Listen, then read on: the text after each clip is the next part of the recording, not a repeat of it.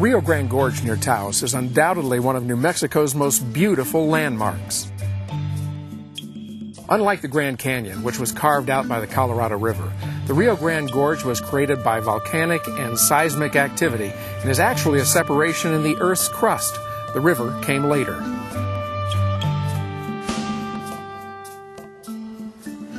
Spectacular, isn't it?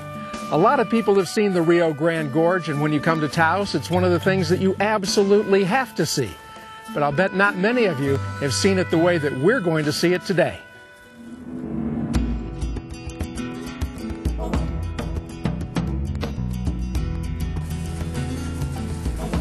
How about this for spectacular?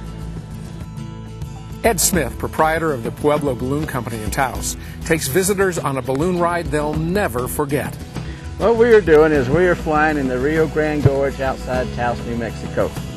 And this is the neatest flight in the whole world. Not just the state, but the whole world. You've taken people up from all over the world. Yes, what do they say about this flight? We have flown folks that have flown in Kenya, the Serengeti, Australia, New Zealand, Turkey. And they all say the same thing, that our flight here in the gorge was better and more fun. So that makes us very, very proud. Tammy and Mike, who are visiting from Missouri, are two of the lucky few who got the chance to fly in the gorge. So, what do you think? It's great. Is this a little bit better than it might have been in Missouri? Oh, yes. Yeah. Most pilots who fly the gorge can't resist the temptation of lightly touching down on the water. Yeah, if you go in just a little bit, it's called a dip and drip. And if you go in up to your knees, it's called a splash and dash. And if you go in up to your neck, it's called a really big mistake.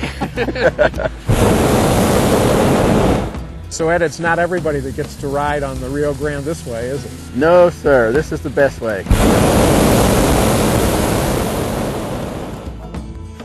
After giving us a close-up look at the Rio Grande, Ed took us up for a slightly different look at the gorge.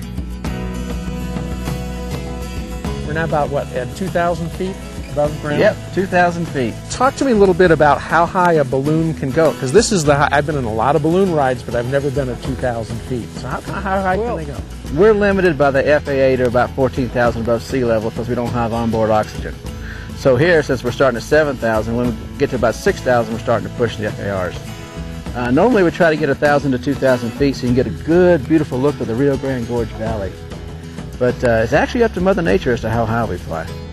I can't overstate the spectacular beauty of seeing the Rio Grande Gorge from a hot air balloon, and these pictures you're seeing just don't do the gorge justice. You have to see this for yourself. If you'd like information on how you can fly the gorge with the Pueblo Balloon Company, visit TravelGuideNewMexico.com. If you raise your glasses, we have a toast to ballooning. The winds have welcomed you with softness. The sun has blessed you with its warm hands.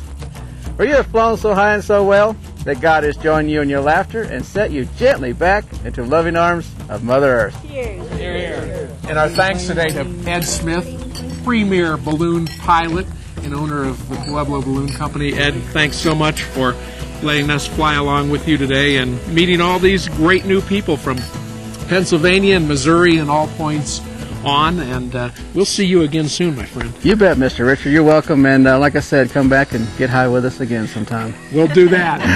Thanks.